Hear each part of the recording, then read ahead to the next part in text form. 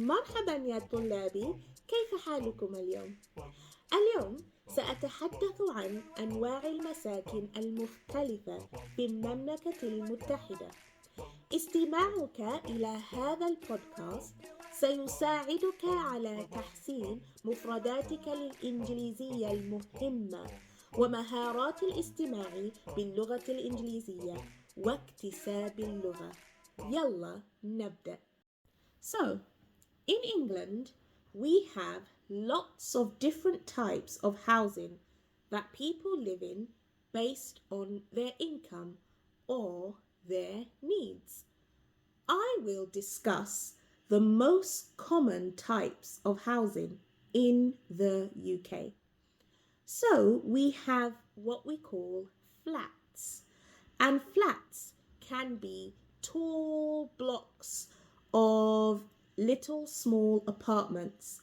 We may have flats that are very small and I would say not the best standard of living, and they're very, very high. And it's people who require support from the government when it comes to housing. They may find themselves living in these tower blocks or flats. So I'll say the name again. It might be called flats or tower blocks if it is very tall. So flats or tower blocks. And then I will insert a picture.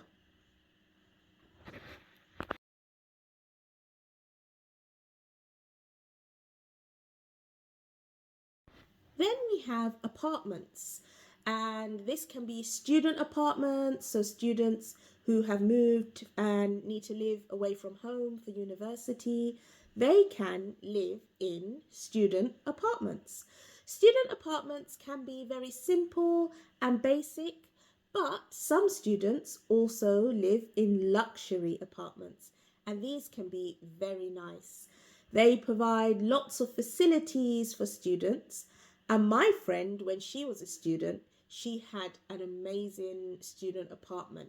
It had its own private cinema, it had a games room, and so much more. So you can find some very lovely student apartments. Terraced houses are very common in the UK. Terraced houses. And I find that the houses in the UK are very small. So we have houses that are very close together. And this is a common type of living standard for middle class people, working class people. They live in houses that are very next to each other. And the houses are, as I have said, tiny. It's okay, but I think that is a downside of the UK. The majority of us live in small houses, and some of the rooms are tiny.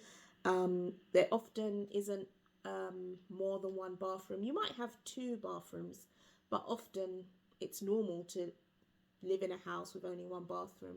Whereas I know when I go abroad, such as to Saudi Arabia, you all have really big housing, so that is amazing. So yeah, we have terrace houses, and a lot of these terrace houses, they originate from right back in the day, in the past, when London was a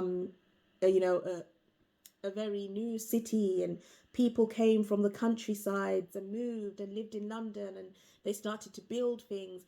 They would just build lots of little houses together to accommodate the growing need of people who required housing, of working people. So it does go back to the past, why we have this type of housing in the UK.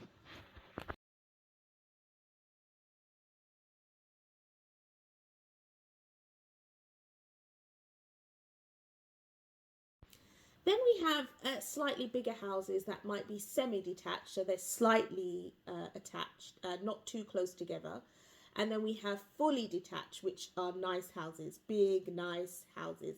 And I do like the bigger British houses. It's very nice, and the design, when I see it, I know that I'm in Europe, and it reminds me of England, London. So I do like that type of housing. And I have actually lived in many types of houses in the UK. I've lived in the ones that are very close together, the bigger ones. I've even lived in an apartment. I think apartments are really nice, especially if you have a city view. But I really like the nice big British houses, and those houses offer a garden. You always have a garden in England when you live in a decent sized house. I don't really go out in the garden much, but I do go out in the garden in summer, and there's lots of greenery in the UK, so your garden will have loads of leaves and grass, and then that attracts wildlife. So there's foxes in many gardens in London, so that is a positive. But even the houses that are slightly bigger, like not completely close together, those houses are still small. In those houses you can find rooms that are tiny, and we call those box rooms. But people in the UK, they accept it and they're very happy here. They like their living conditions. Some people don't, though. The people who are struggling, maybe working class, having some difficulties with their finances, they they they usually are in the areas with more crime, the areas where the state of the housing isn't maintained well, and it is very easy to fall into the category of living in housing that's not very comfortable in the UK, which is unfortunate. So I'm going to show you a picture of the bigger types of housing, the semi-detached, the fully detached housing. I'll attach a picture now.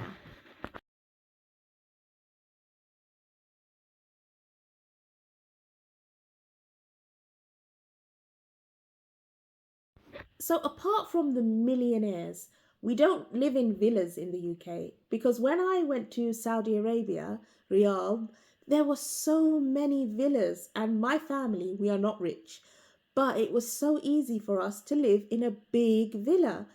I found it amazing, and that is something I really like about Saudi Arabia. And even in Egypt, I stayed in an apartment, and the apartment was so spacious.